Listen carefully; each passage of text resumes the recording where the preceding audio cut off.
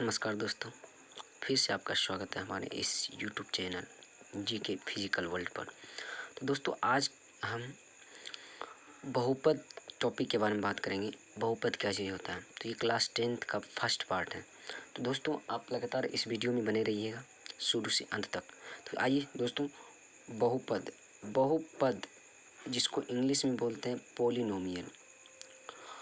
चलिए दोस्तों, सबसे पहले बहुपद क्या होता है इसके बारे में जानते हैं। तो दोस्तों आप चर का नाम सुने हैं, अचर का नाम सुने हैं। चर और अचर क्या होता है दोस्तों? चर का मतलब होता है जिसका मान फिक्स नहीं होता है, अर्थात जिसका मान बदलता है। और अचर का मतलब होता है जिसका मान नहीं बदलता है। अचर में जैसे हो गया 1 2 3 4 5 6 7 8 9 10 इत्यादि। और चर का मतलब होता है जैसे एक्स वाई जेड। आप जब विजय व्यंजक में एक्स वाई जेड मानते हैं, ABC मानते हैं, तो ये सब हो गया आपका चर। तो दोस्तों बहुपद का परिभाषा होता है चर, अचर, चर कोमा अचर, चर के गुणांक तथा ऋणेतर घातांक के जोड़ या गुणन की क्रिया वाले बीजगणितीय व्यंजक को बहुपद कहा जाता है। दोस्तों तो आपको सिंपल सी बात समझना है कि देखिए, चर और अचर, चर के गुणांक तथा ऋणेतर घातांक के जोड़ या गुणन की क्रिया वाले बीजगणितीय, बीजगणित मतलब एल्जेब्रिक यानी एल्जेब्रा, व्यंजक मतलब इक्वेशन, बीजगणित में जो हम लोग इक्वेशन देखते हैं एक्स वाई जेड वाला, को बहुपद कहा जाता है। अर्थात आपको सिंपल भाषा में समझना है दोस्तों कि चर एवं अचर के पदों के समूह को बहुपद कहा जाता है। जैसे YQ plus Y square plus Y Z. दोस्तों आप A² plus 2AB plus B² पढ़े होंगे, तो दोस्तों ये भी आपका एक बहुपद है। जैसे आपके पास ये पद है 2x² प्लस 2x प्लस 3। दोस्तों ये भी आपके पास एक क्या है, बहुपद है। दोस्तों देखिए इसमें क्या है, आपका ये x क्या है, x आपका चर हो गया, और बाकी यहाँ देखिए 3 क्या है, ये आपका अचर हो गया। दोस्तों जब चर और अचर आपस में मिलता है, यानी कि उसका जो मिलने से जो समूह बनता है, उसी को बहुपद कहते हैं। तो दोस्तों इस प्रकार आप अपने से बहुत सारे एग्जाम्पल को ले सकते हैं। तो दोस्तों चलते हैं अगले। तो दोस्तों अब आता है बात बहुपद का मानक रूप। तो दोस्तों बहुपद का मानक रूप क्या होता है दोस्तों, इसके बारे में जो हम लोग जानेंगे, आगे चर्चा करेंगे जब आप बहुपद के प्रकार को पढ़ेंगे। जब आप बहुपद के प्रकार को पढ़ेंगे तब आपको वहाँ पे बहुपद का मानक रूप बता दिया जाएगा। तो दोस्तों चलिए आगे चलते हैं। बहुपद का वर्गीकरण, देखिए क्लासिफिकेशन ऑफ पॉलिनोमियल। तो दोस्तों आपको इसमें एक बात ध्यान से सुनना है, एक पदी बहुपद यानी कि बहुपद का जो वर्गीकरण किया गया है वो किसके आधार पे किया गया है, तो दोस्तों आपको इसको टोटल पढ़ने के बाद पता चलेगा। तो एक पदी बहुपद का मतलब क्या होता है, तो दोस्तों एक पदी बहुपद जिस बहुपद में एक ही पद हो या जिस बहुपद में एक ही पद रहता है उसे एक पदी बहुपद कहा जाता है। तो दोस्तों जैसे आप यहाँ देख रहे हैं 5x⁴ है, तो ये एक बहुपद है, यानी कि एक ही पद है ना, तो इसीलिए इसको कहा गया है एक पदी बहुपद। दोस्तों यहाँ देखिए उसके बाद है 4x। तो दोस्तों ये 4x एक पद हुआ है ना, तो ये क्या है, बहुपद है। उसी प्रकार 2, ये क्या है, बहुपद है। चूँकि 2 एक संख्या है, यानी कि 2 क्या है, अचर है, तो अचर को भी हम लोग बहुपद बोलते हैं और चर को भी बहुपद बोलते हैं। जब चर और अचर दोनों मिल जाता है तो उसको भी हम लोग बहुपद बोलते हैं। जैसे दोस्तों यहाँ पे 7 क्या है,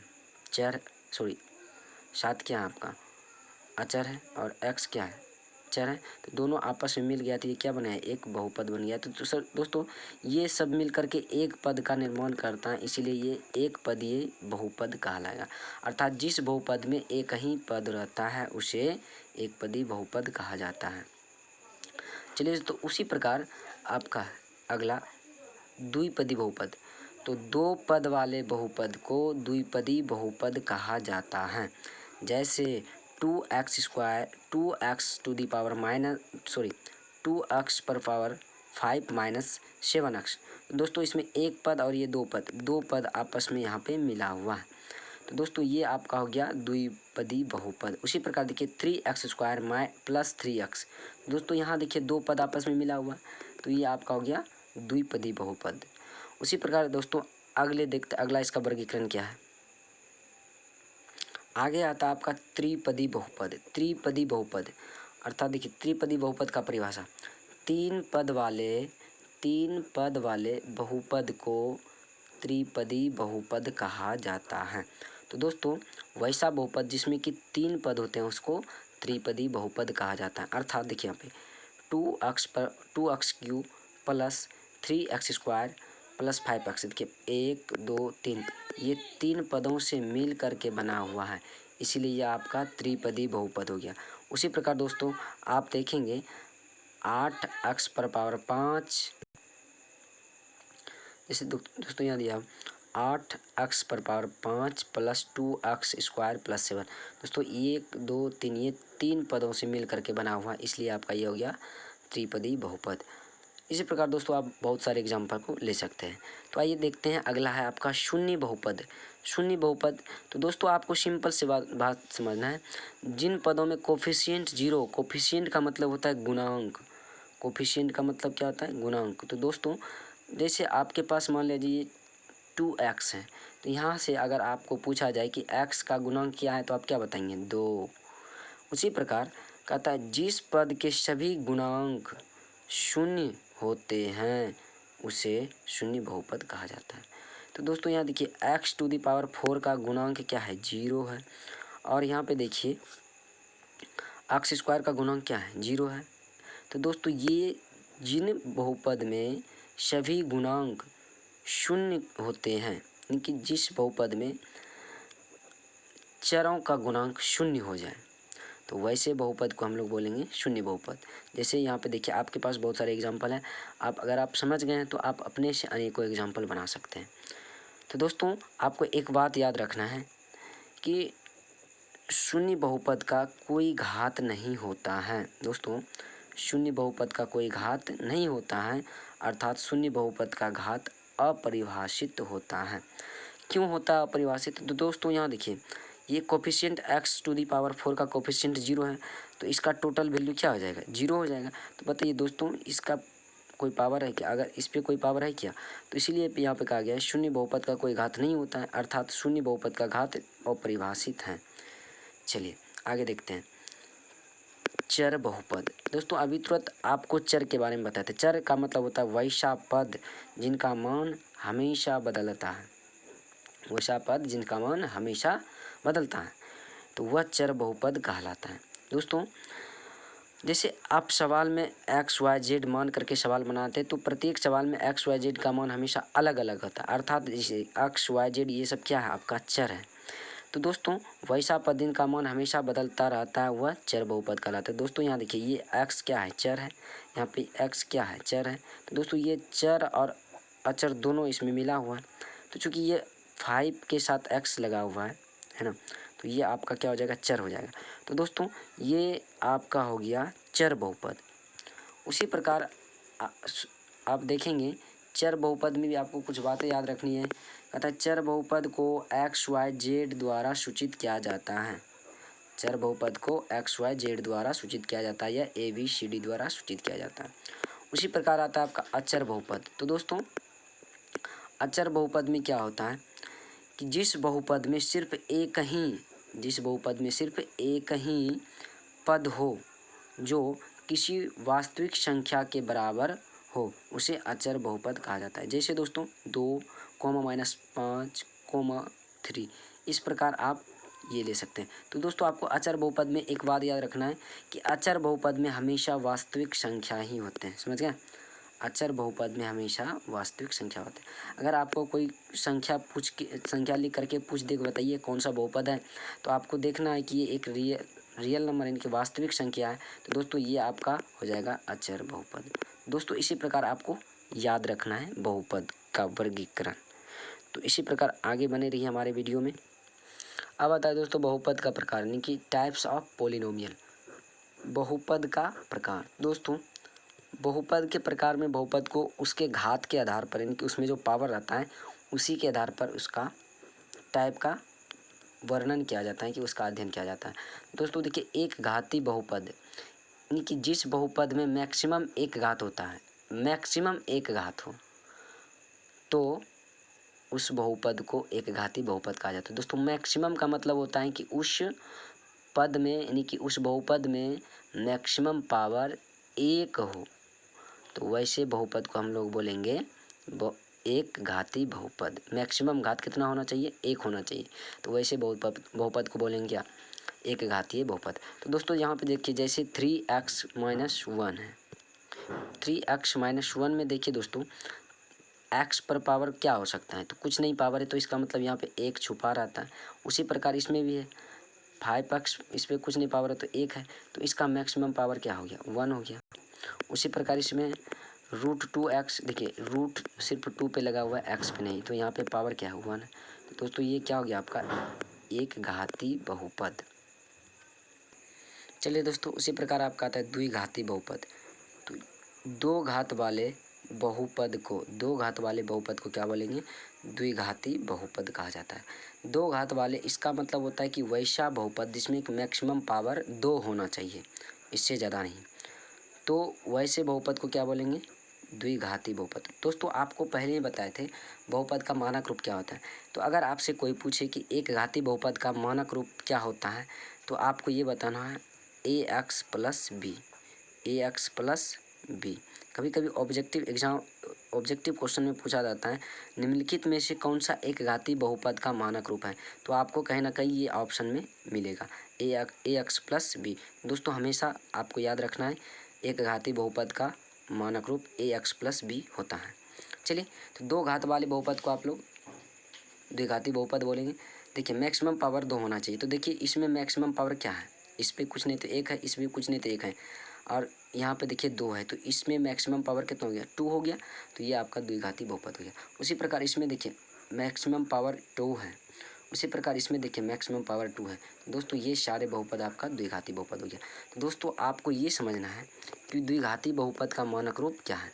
दोस्तों द्विघाती बहुपद का मानक रूप होता है ax² + bx + c। हमेशा याद रखना है ax² + bx + c। तो दोस्तों ये हो गया आपकी द्विघाती बहुपद का मानक रूप। उसी प्रकार देखते हैं त्रिघाती बहुपद। त्रिघाती बहुपद, तीन घात वाले बहुपद को त्रिघाती बहुपद कहा जाता है, अर्थात वैसा बहुपद जिसमें कि आपको अधिकतम पावर 3 मिले, अधिकतम पावर 3 मिले अर्थात 3 मिले, तो वैसे बहुपद को क्या बोलेंगे? वैसे बहुपद को बोलेंगे त्रिघाती बहुपद। तो दोस्तों यहाँ पे देखिए आपके पास ये बहुपद दिया हुआ है, तो इसमें मैक्सिमम पावर की संख्या आपके पास 3 है। उसी प्रकार यहाँ पे देखिए मैक्सिमम पावर कितना है? 3 है। इसमें भी मैक्सिमम पावर कितना है? 3 है। दोस्तों ये सारे क्या है? आपका त्रिघाती बहुपद है। अगर आपसे त्रिघाती बहुपद का मानक रूप पूछा जाए तो आपको जवाब देना है ax³ + bx² + cx + d। दोस्तों इतना हमेशा आपको याद रखना है, ax³ + bx² + cx + d। त्रिघाती बहुपद का मानक रूप ax³ + bx² + cx + d।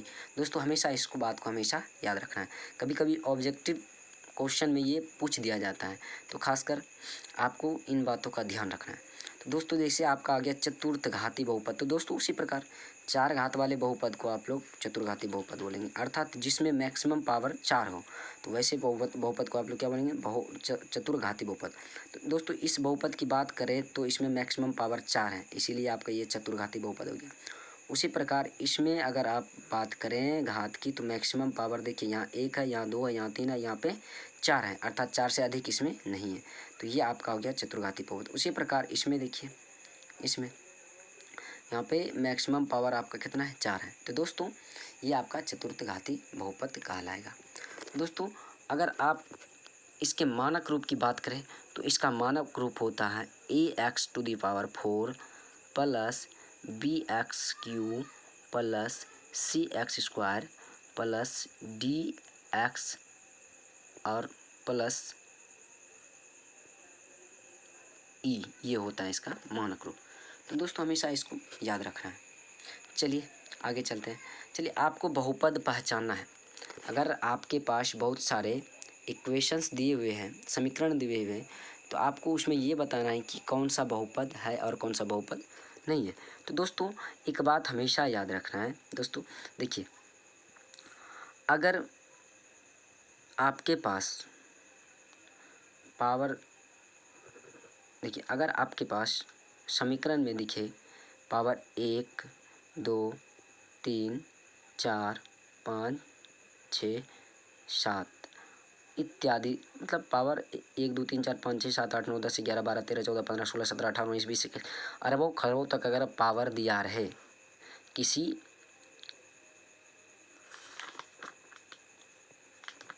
चर पदों पर, यदि किसी चर पदों पर अरबों खरबों पावर दिया रहे तो वो आपका बहुपद होगा। लेकिन अगर वही चर पदों पे पावर अगर माइनस में दिया रहे, जैसे -1 हो जाए, -2 हो जाए, -3 हो जाए, तो दोस्तों ये अगर पावर रहे, माइनस में अगर पावर रहे तो वो आपका बहुपद नहीं होगा। एक बात हमेशा याद रखना, ये आपका बहुपद नहीं होगा अगर माइनस में पावर रहे। और दोस्तों एक बात और याद रखना है, अगर वही पावर आपका 3/2 4/5 यानी कि भिन्न में अगर पावर रहे तो वो भी आपका बहुपद नहीं होगा। इस बात को हमेशा याद रखना है दोस्तों। हमेशा बहुपद उसी को मानेंगे जिसमें कि पावर धनात्मक में दिया रहे। अगर माइनस में दिया रहे या फिर भिन्न में दिया रहे तो वह आपका बहुपद नहीं होगा। इस प्रकार आप बहुपद को पहचान सकते हैं। चलिए तो दोस्तों इसी प्रकार आप बने रहिए, हमारे अगले वीडियो आने तक इंतज़ार करें जिसमें कि आपको गुणनखंड बनाने के बारे में बताया जाएगा। तो चलिए दोस्तों आज का वीडियो इतना ही, अगले वीडियो में फिर मिलते हैं।